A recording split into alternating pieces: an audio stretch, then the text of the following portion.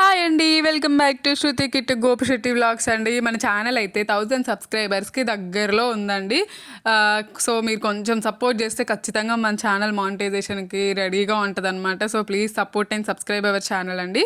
ఇంకా మేమైతే ఇది ఈవినింగ్ వ్లాగ్ అండి. ఆదివారం శివరాత్రి రోజు ఈవినింగ్ జాతరకైతే వచ్చేసామండి. మార్నింగ్ వేరే కాడికి వెళ్ళామని చెప్పాను కదా. సో మన ఛానల్లోనే ఇంతకు ముందు ఒక వీడియో అప్లోడ్ చేశానండి. సో దాంట్లో మేము ఏ గుడికి వెళ్ళామనేది ఇన్ఫర్మేషన్ మొత్తం ఉంది. ఇంకా ఇక్కడైతే ఈవినింగ్ అయితే మేము గుళ్ళోకి వెళ్ళలేదండి. ఇంకా ఇక్కడ రైడ్స్ ఇవన్నీ ఉంటాయి కదా, డాన్సెస్ అవన్నీ. ఇంకా అక్కడికి వచ్చేసి మా పిల్లల్ని అయితే అన్ని రైడ్స్ ఎక్కించామండి.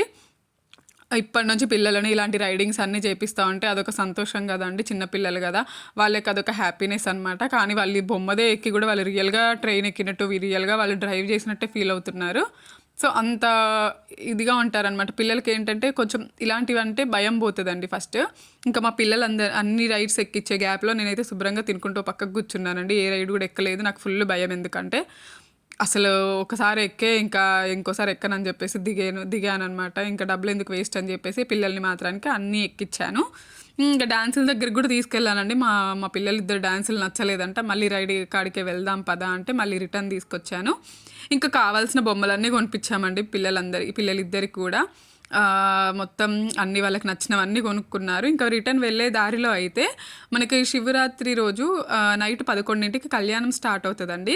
కళ్యాణం మండపం డెకరేషన్స్ జరుగుతున్నాయి. జరుగుతూ ఉంటే నేను ఈ క్లిప్ అయితే తీశాను. వాళ్ళు కంప్లీట్గా డెకరేషన్ అయితే చేయడం అయిపోయిందండి. ఇంకా తీసుకొస్తారు కదా ఇక్కడికి విగ్రహాలు. సో వాటి కోసం వెయిటింగ్ అనమాట. ఫుల్ ఇక అప్పటికే జనం వచ్చేస్తూ ఉన్నారు కళ్యాణానికి. చూడండి బంతిపూలతో ఎంత బాగా డెకరేషన్ చేశారో అండి. ఇంకా నైట్ మేము జాతర నుంచి ఇంటికి వచ్చేసరికి అయితే 11 అయిందండి. 11 అయింది. అస్సలు ఇంకా మార్నింగ్ మళ్ళీ పిల్లలు స్కూల్కి వెళ్ళడానికి మార్నింగే లేచి వాళ్ళు రెడీ అయ్యి వాళ్ళకి రెడీ చేయించేసి ఇంకా ఫుడ్ ప్రిపేర్ చేశానండి. చేసి వాళ్ళకి లంచ్ బాక్సెస్ అయితే పెట్టేశాను. కానీ పాపం నైట్ నిద్ర లేదు కదా అండి పిల్లలకి. అయినా కూడా వాళ్ళు పోను అనేసి అయితే అన్నారండి మా పిల్లలు. ఏ రోజు కూడా స్కూల్కి వాళ్ళ వెళ్ళను అనేది ఒక్కరోజు కూడా అన్నారు.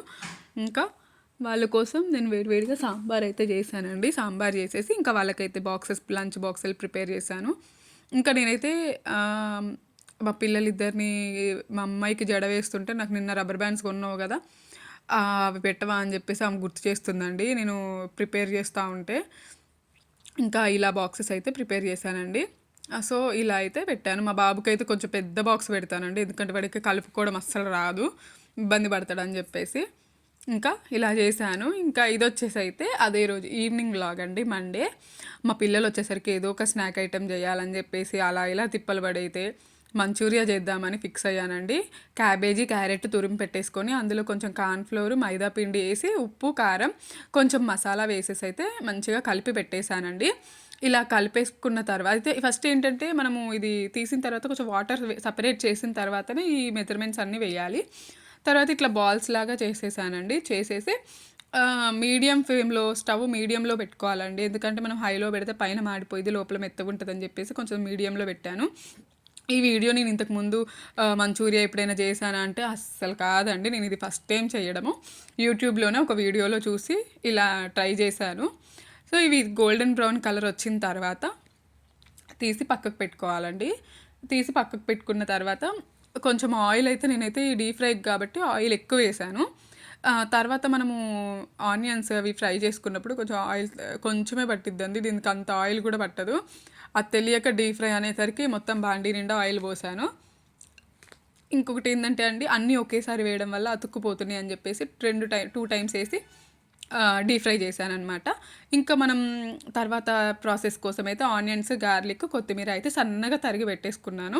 ఇంకొక బాండి పెట్టేసి 2 స్పూన్స్ ఆయిల్ పోసి అయితే గార్లిక్, ఆనియన్స్ రెడ్డి బ్రౌన్ కలర్లో వచ్చే వరకు ఫ్రై చేసుకున్నానండి. ఇంకా నేను చేసే ఫస్ట్ వంట అని చెప్పేసి ఇంకా బాగా చేస్తానని చెప్పేసి ఈ సాసులు అన్నీ తెప్పించుకున్నానండి.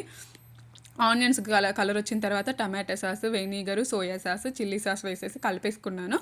సో ఎప్పుడైనా మనం సాసులతో చేసినప్పుడు ఏంటంటే ఆ గ్రేవీ అనేది కొంచెం ఎక్కువగా ఉండాలంటే కొంచెం వాటర్ పోస్తేనే బాగుంటుందని చెప్పేసి ఇంకా వాటర్ అయితే యాడ్ చేసుకున్నానండి. వాటర్ ఏంటంటే కొంచెం ఎక్కువ యాడ్ చేసుకున్నాను. తర్వాత ఆ బాల్స్ అన్నీ తీసేసి ఇందులో వేసేసుకొని ఇంకా గ్రేవీ అనేది ఆ బాల్స్కి పట్టేంత వరకు కలుపుకోవాలండి. లాస్ట్కి అయితే ఇలా వచ్చిందండి. సో నచ్చితే మాత్రానికి